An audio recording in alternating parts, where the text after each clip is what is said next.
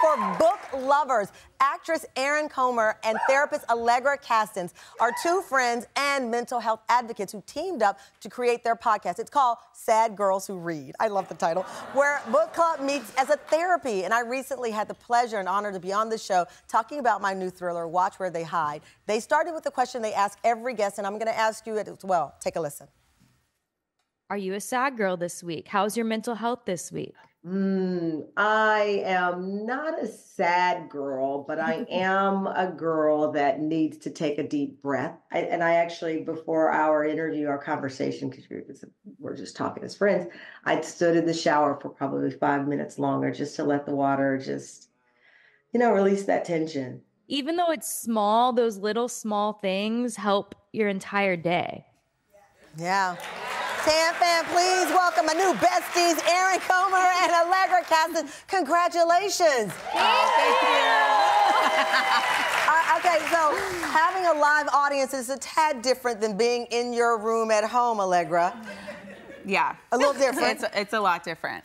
But the intention is the same. It's bringing people together for a conversation. What was your best case scenario from this podcast when it launched?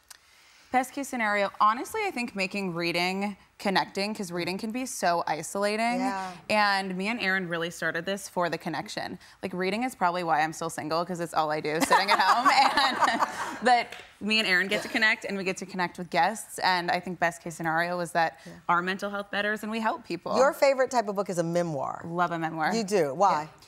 It's a real-life personal story that you can relate to, and as much as I love a novel, when you get to see yourself in another person and see that they've survived something that you have, I think it can change your life. I think so, too. And Erin, it is about, I know you guys did Britney Spears, her book as well, and you prefer mysteries, though, mysteries and romance. I do. I love a little mind-numbing book to really zone out. If I'm ever going through a hard day, I kind of sit on the couch, get a blanket, cup of tea, and read a book, and it's my self-soothing. And romance? I like romance, too. I do. My favorite is a romance thriller. Romance thrillers combined. Yes. But I do think, and I think about that question that you asked me at the beginning, because I had a sinus infection, I was tired, we were on tour, and I try not to be, I try not to use the phrase I'm tired, because I'm so grateful for the life. I'm grateful to be busy, to be honest with you. But you should also take that break, because both can exist. You can be grateful that you're busy, but also recognize we all have a bandwidth. Yeah. We all have a bandwidth. Yeah, both and.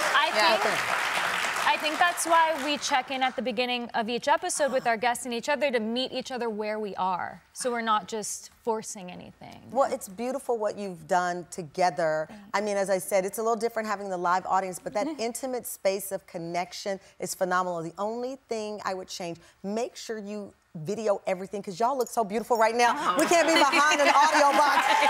Gorgeous. Give it up for Erin and Alegra. You can listen to Sad Girls Who Read.